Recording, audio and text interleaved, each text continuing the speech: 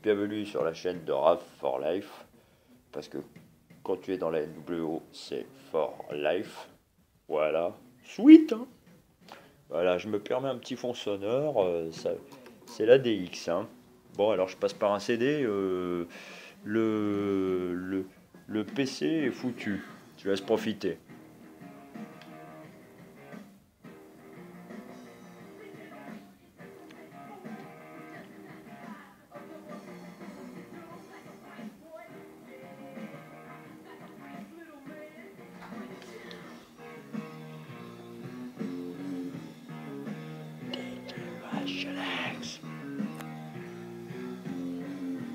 Ouais, on peut pas me voir, parce que je fais les moyens du bord.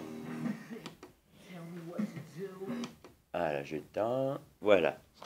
Donc bienvenue sur la chaîne RAF for Life. Donc on va partir avec les pronostics de SummerSlam. Voilà, bon, oula, je tremble, ça va pas. Voilà, est-ce qu'on me voit là? Peut-être pas. Attendez, une petite seconde. Juste un petit peu de lumière, parce que chez moi, il n'y a pas de lumière. De retour au bercail, donc. Mais pour un temps, voilà, je vais pas être souvent à la maison. Excusez-moi. Donc on va commencer tout de suite les pronostics de SummerSlam. Alors, une petite seconde, je cherche la prise. On me voit là. Ah, on me voit là. Nickel. Voilà, donc je vais partir sur les pronostics de SummerSlam comme prévu. Alors, on commence tout de suite. Alors, j'ai pris des petites notes. Alors, pour le kick-off de ce SummerSlam, entre parenthèses, pas de réaction sur SmackDown et NXT qui ont lancé, je pense, les storylines, comme je dis souvent. Voilà, donc alors pour le kick-off, on a Lana et Rousseff versus Cien Andred Almas, pardon de cutter son nom. Donc je pense que Cien Andred Almas et Zelina Vega, sa comparse, vont battre Rousseff et Lana. Voilà.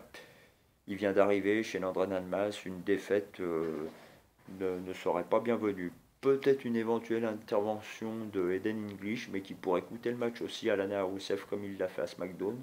Tout est possible, mais je vois plutôt Andrade, Shane Almas et Zelina Vega remporter ce premier combat du kick-off. Le premier, ou on ne sait pas. Voilà, ensuite, nous avons le championnat Cruiserweight. Alors, Cédric Alexander versus Drew Gulak. Bon, j'avoue que niveau championnat Cruiserweight, enfin, de la division Cruiserweight, je suis complètement largué. Voilà, les Cruiserweight qui me faisaient rêver à l'époque, c'était les Mysterio, les Psychosis, les Super Crazy, etc. Voilà, donc le niveau est pas mal à la division Cruiserweight, mais à part Brian Kendrick, que j'aime bien, que j'aime beaucoup, et ben non, la division Cruiserweight me laisse un peu sur ma faim. Voilà, bon, il y a des bons trucs, mais ça me laisse sur ma faim. Mais je suis très largué à ce niveau-là. Voilà, donc Cédric Alexander versus Drew Gulak. Pourquoi pas une victoire de Drew Gulak, mais je vois plutôt Cédric Alexander conserver son titre de champion Cruiserweight. Ensuite, la B-Team versus de Revival. Et ben, je pense que Curtis Axel et Allo Maman Bobo Dallas ont conservé leur titre. On a vu que Curtis Axel du 13 août dernier, il a fait preuve de science. Et bah oui, je pense que la B-Team peut conserver les titres. Voilà. Après The Revival, voilà, je connais moins cette équipe. Je regarde le catch un peu par à coup ces derniers temps. Voilà. Mais je suis quand même. Ensuite, alors on va partir dans les grandes lignes. Alors, Balor versus Corbin. Alors, je vois une victoire de Baron Corbin. Voilà. Qui montrera que c'est lui le chef des opérations. Enfin, le chef des opérations, entre crochets. C'est Baron Corbin qui va montrer qu'il est un poids décisionnaire à Raw, nommé par Stephanie McMahon. Ben voilà, je pense que Baron Corbin pourrait battre Finn Balor.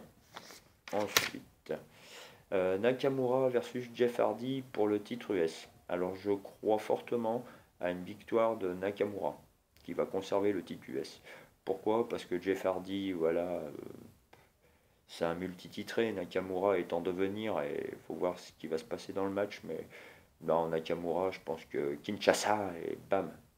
Bonne nuit, Jeff Hardy. M'avait pas dit de dire Hardy, hein. Voilà, ensuite, qu'est-ce qu'on a d'autre comme match? Alors oui, on va partir sur la division féminine. Donc d'abord le championnat féminin d'Euro. Alors Alexa Bliss versus Ronda Rousey.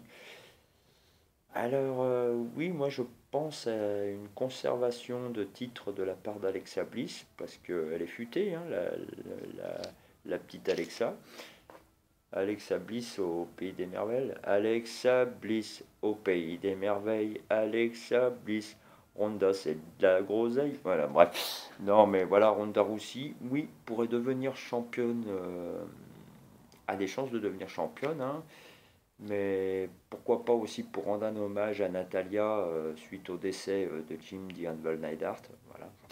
Mais je pense plutôt qu'Alexa Bliss va avoir le dernier mot. Les méchants gagnent toujours à la fin, hein.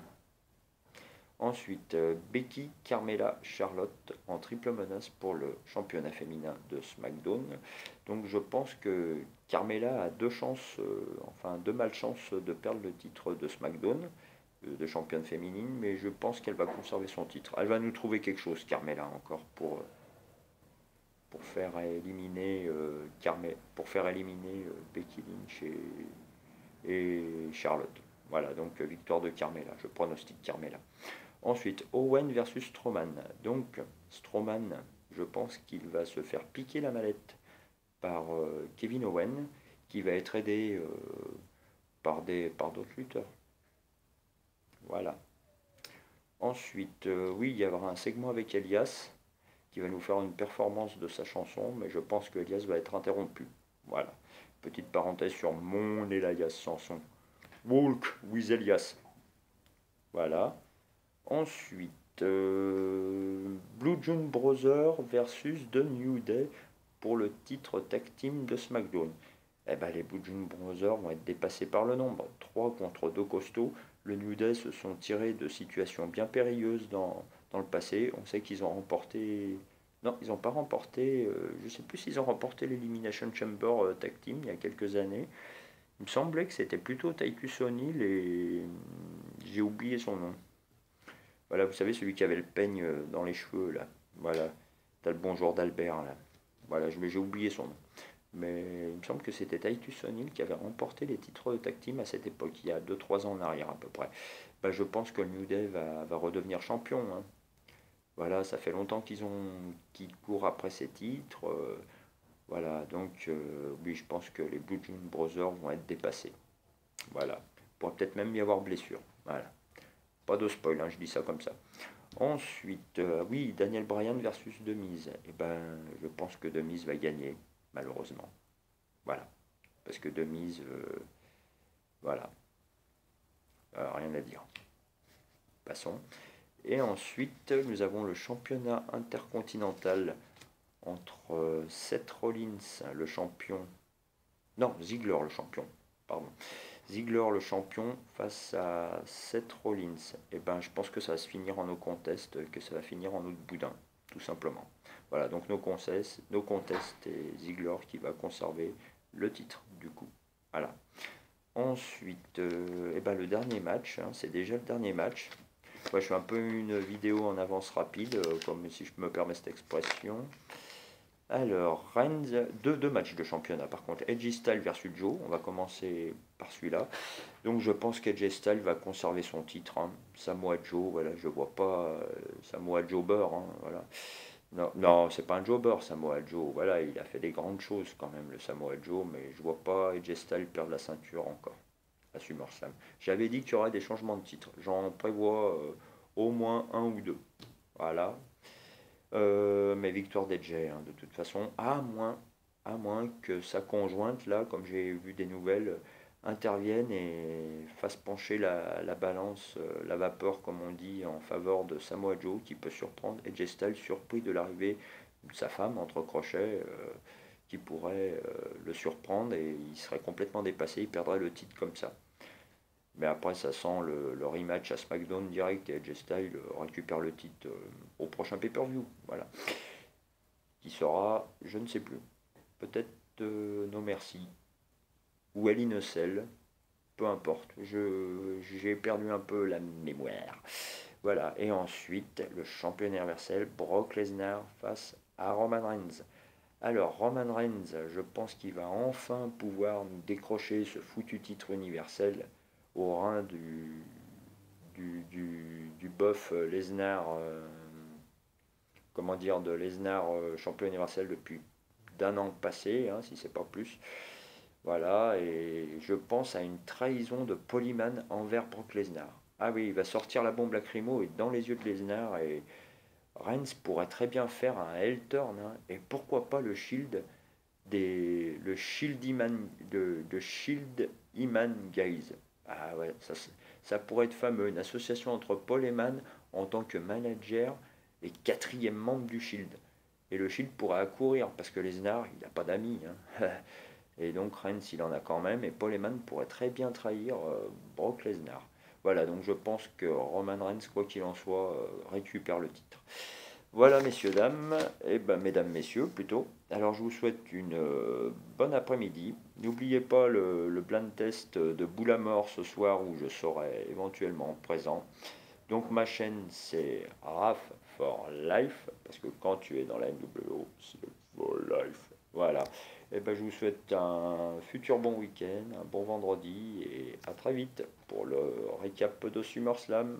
Ciao!